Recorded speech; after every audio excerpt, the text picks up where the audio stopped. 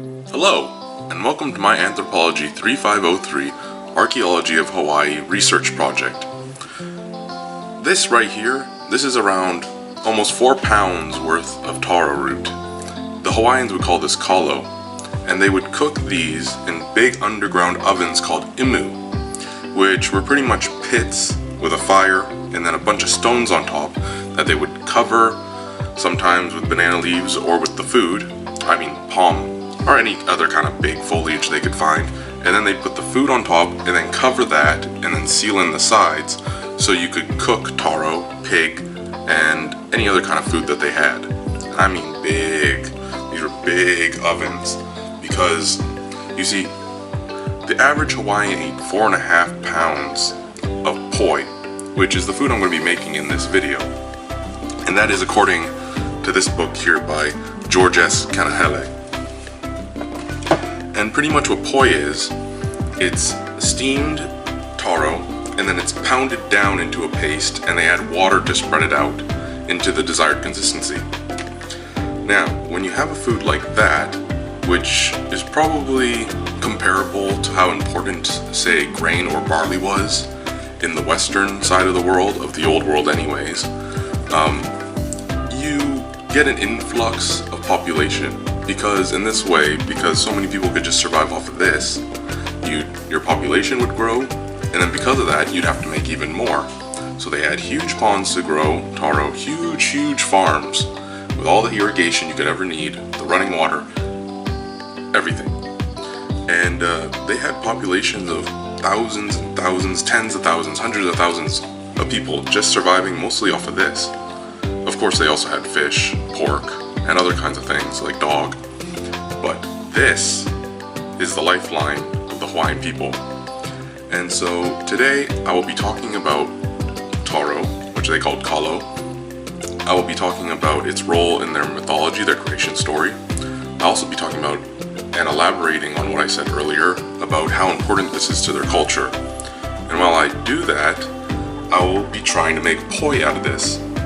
Now, the way I'm going to do that is I'm going to peel the taro, I'm going to chop it up, and I got a steamer here, because I would make an imu, but I'm not entirely sure how to do that. I could probably find a way how to do it online, but I'm also not sure I'd be allowed to go dig up a hole in my yard or in public property somewhere and not get in trouble.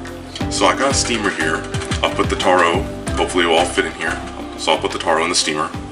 I'll steam it, and then I'll pound it all on video for you guys, and then I'll have the commentary over top of that, so you're not just watching a time lapse of me do this. So without further ado, I'd like to thank you in advance for watching, and let's get started. In looking for how to make poi, I simply searched for poi recipes online. The two I show here are pretty much identical, but as you can see, one bad review can ruin everything. Simply put, poi is made by steaming taro, mashing it, and then adding water to get the consistency you want. You can also let the taro ferment, so it will develop a more sour flavor. Poi is usually eaten as an accompaniment with other foods like fish and pork. Taro leaves are also used in other dishes such as lau lau, where it is used to wrap pork before it is baked in an underground oven called an imu. Now, more about taro. Colocasia esculenta, which we call taro and the Hawaiian people call kalo, was first carried over to the islands by the first Polynesian settlers around 1,000 years or more. Some estimates even go far past 2,000 years. But it also depends on the researcher you're reading from. In Hawaiian mythology, the firstborn and stillborn son of the gods Wakea and Papa was named Haloanaka. When Haloanaka died, his body was buried at one side of the house. In time, a taro plant grew from the body, and from it came a new son they named Aloha. Thus, because one of their gods and progenitors of all humans is both man and taro plant, the taro plant represents the cycle of life in which death creates new life. Growing taro is similar to this life and death cycle because when taro is harvested, the cuttings can be taken and used to grow more taro in taro pond fields called lo'i kalo. These were artificial ponds made in marshes where bundles of detritus and plants would be supported by mud in circular formations. Other than waiting 9 to 18 months for taro plants to mature from cuttings, these lo'i were very low maintenance as they already had the flow of fresh water and no pests the plants required to thrive. When outside of marshlands, taro was cultivated on raised terraces, usually on the sides of hills and mountains by streams and rivers. This ensured that gravity and nature did all the work as the water source would flow downhill, supplying each terrace with running fresh water. It is said that the average Hawaiian ate around 4.5 pounds, or 2 kilograms, of poi a day, which I'm making here. Nutritionalvalue.org says that 2 kilograms of poi equates to around 2,240 calories and attributes a high amount of carbohydrates, around 200% of your daily value, 30% of your daily value of fiber, 25% of calcium, 100% of your iron, and 78% of potassium intakes, which effectively cover a large portion of the average person's dietary needs.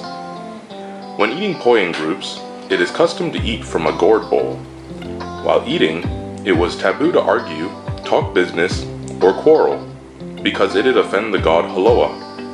If someone broke this rule, they would be admonished with the saying, and pardon my pronunciation, Keho ole mainei o Haloa, which means Haloa denies it. The importance of taro in Hawaiian culture also extends to their language. Oha is the word for a young taro corm that is growing from an older root. Adding the suffix na makes it a plural word. The word ohana also refers to the descendants of one's family, again mirroring the growth of taro plants. Okay, so I believe I'm done making my poi. I've added quite a bit of water to it, and I think I'm satisfied with the consistency. It could be waterier, but from what I've seen of how traditionally you're supposed to eat poi with 2 fingers, having it be more watery would A, stretch out the taste and maybe water down the taste, and B, be really messy to eat. So this is what my poi ended up looking like. This is my first time making poi, and I think I've learned a few things. A, I shouldn't have filled my steamer up so high because I think the taro didn't cook thoroughly, or it cooked unevenly. And B, well, you'll see when I taste it. So I'll show you how they eat it apparently. This I've seen in a few videos on poi here on YouTube. I'll probably put them in the references at the end, or put links in the description when I upload this to YouTube. So you take 2 fingers and you go into the middle and you swirl around and you pick it up just like that, then up.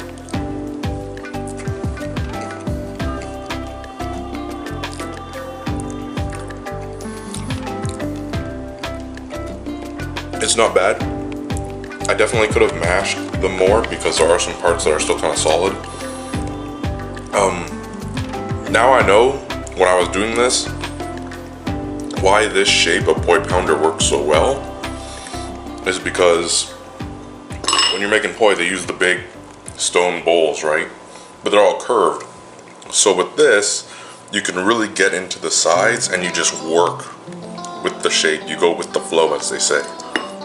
Granted, this isn't solid, and having a solid object would be a lot better because with this, the poi was constantly going through the bars here and getting all up in my hands.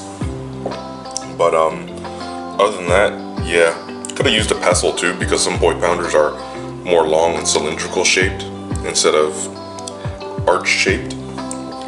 But yeah, this is about 4.5 pounds worth of poi.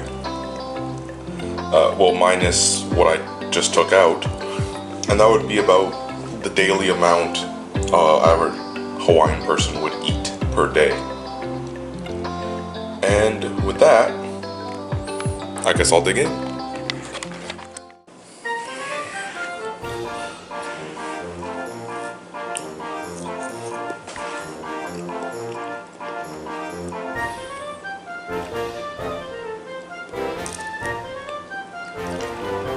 It's gonna be a long day.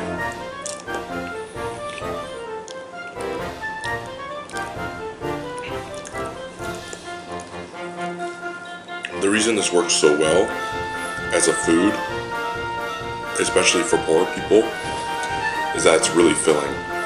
And I say that because 2 bites in, and I pretty much don't need breakfast anymore. It is around, what was that, 8:30, almost 9. So I haven't eaten anything today. I spent my entire morning making this.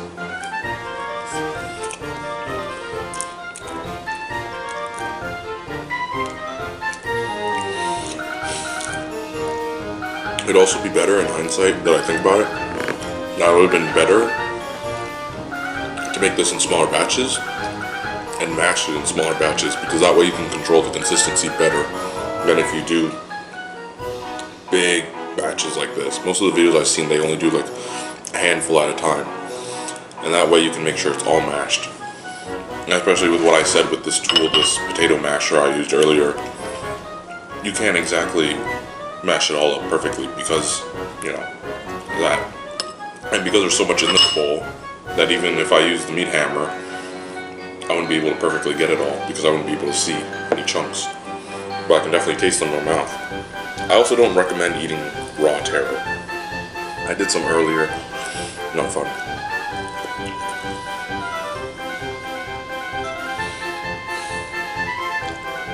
So, I learned a lot from this video. Just doing this now, I don't think I'm going to record myself eating this entire thing, because I don't think I'm going to be able to make it through this entire thing. But after making it, researching it, all those farming techniques, irrigation skills, and you know, all that hard work that goes into making something like this, even something as simple as this, I really have to tip my hat, because now I can understand why they gave it such an important place in their mythology, and why it's so important to their culture, and why they value taro so highly. Or I guess in this case I call it kalo. With that said, hopefully I've covered everything in my commentary I did during the cooking parts. And once again, I'd like to thank you for watching. And this is the end. I'm gonna find somehow to store this. My mother isn't gonna be very happy. And I don't think my dad's gonna be very happy either. And my sister's probably gonna be wondering, why did I do this? But regardless of that, I had fun. So yeah, I'll see you later. Ciao.